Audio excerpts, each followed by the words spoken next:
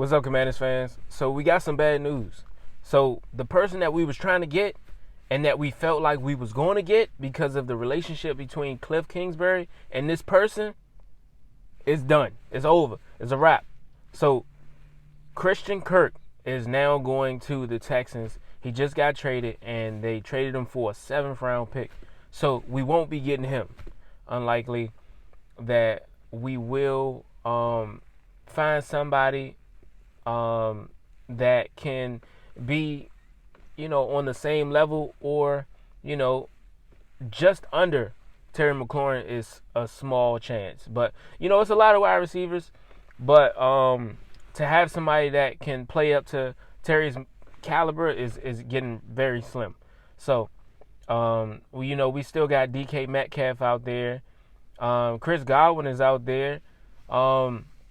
And when I say out there, I mean cut, trade, free agent. And I felt like these are some of the people that we could possibly get.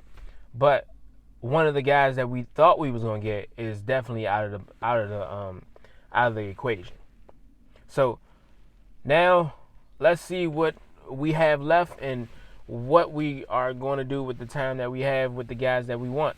So I'm trying to figure out if the Texans wanted just a 7th-round pick, we could have gave that to you. We could have gave you 2 of them. We got 2. We got 2 7th-round picks, and they gave them a 7th-round pick in 2026. Not this season, but next season. So I'm like, bruh, we got 2 of them that we could have gave you this season if that's what you wanted. I mean, Christian Kirk is not a bad pick. You feel me?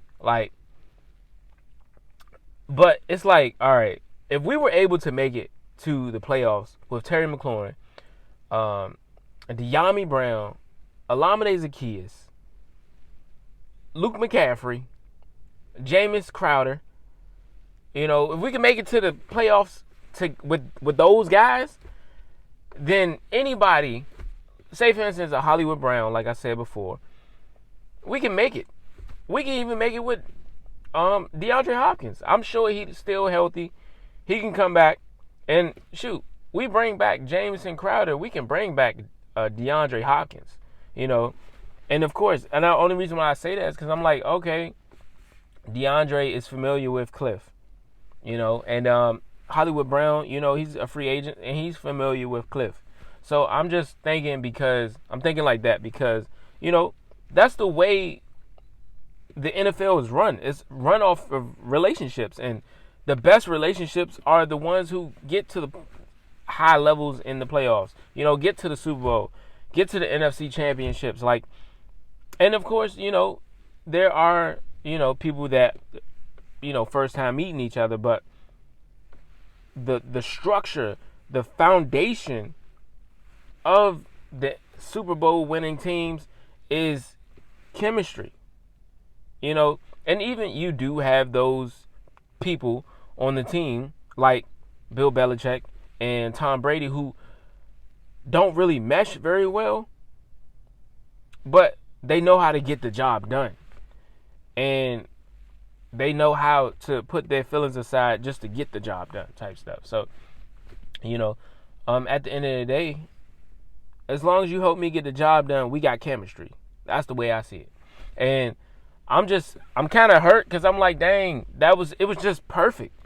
It was like a story written so well, perfect timing that Christian Kirk got cut, and perfect timing that, we needed wide receivers, and Cliff Kingsbury was here, and it was only right that he brought him in.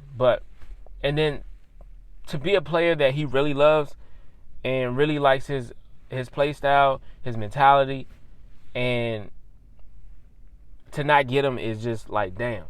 But, Adam Peters, I'm sure he's going to continue to find somebody that we don't expect.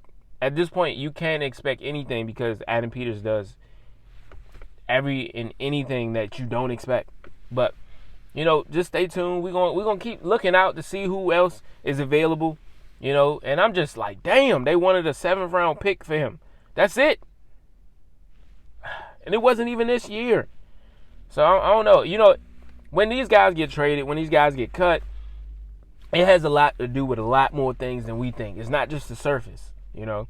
Sometimes they don't want players to go to certain people because they don't want that team to do better, or they don't like the person that they're doing business with. They don't like that GM. They don't like that head coach.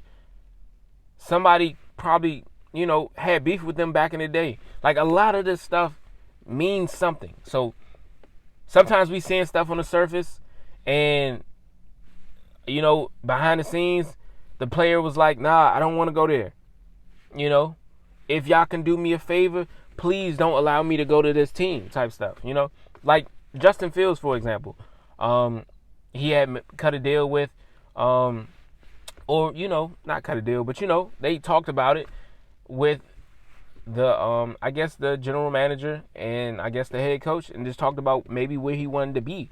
And from, you know, the teams that was interested in him, where he wanted to go. Excuse me, y'all. But he ended up going to the Steelers. And that's some of the things that can happen. And then you will have relationships where teams just don't want you to do well, and they'll send you to somewhere else. And you have those good relationships, and then, you know, sometimes some of these trades or some of these, you know, relationships and partnerships, sometimes it's trying to build relationships, you know. So how can I be mutually beneficial to this person? So when a year down the line, when I need them and they have a player that I want, they'll be more and more, they'll feel more moved by me to trade with me versus trading with somebody else. It's a lot of chess pieces moving around, and it's a chess game. Almost everything in the NFL is a chess move. So it's like these guys are playing chess, and that's what Adam Peters does so well. And we are starting to see what this guy's capable of. And man, I'm happy for it, and I'm excited to see what he does. That's why I've been watching, I've been waiting, I've been trying to, you know, just put pieces together, because it's like we all try to make these mock drafts, but it's like, bruh, you don't know what's going to happen, and especially with Adam Peters, you don't know. Just like last season, we thought we were just gonna ride out with the picks we had in the second round, ended up getting the extra one. You know what I'm saying? So. And getting stuff moved around, and the guys that we thought we were going to get right away, we thought we was going to get a tackle in the second round right away. We ended up getting Jarzon Newton right off the bat, and then Mikey Sanderstill, and then a tight end. You know what I'm saying? Like, it was just, I mean, my bad. Hold on, I keep saying tight end. No, not a tight end. We got a tackle, but we didn't get him off our first pick in the second round. You know what I'm saying? So we got Coleman, and I just felt like, yo, it's unpredictable. And honestly, if you ain't in the first, like, 5, let's go 10. 5 to 10 range of the draft, you don't know what's going to happen. And you got to make moves quickly. And you got to just, whoever the best available player sometimes is the guy that's going to get picked next. So it's not always who you think, but like I said, we just gonna wait and stand back and watch Adam Peters cook, because he did it before, he did it in free agency, he did it in the draft, he's doing it again. He did it when it was time to claim guys off the waiver. He did it when who else? When guys get cut, when guys get traded. Like, he's just phenomenal at his job, and it's just like, I'm glad we got him, because like back in the day, we still try to predict, and we still ain't get the guys that we thought we was gonna get. But man, like, now I have no worry. I have no worry about coaching. I have no worry about scouting.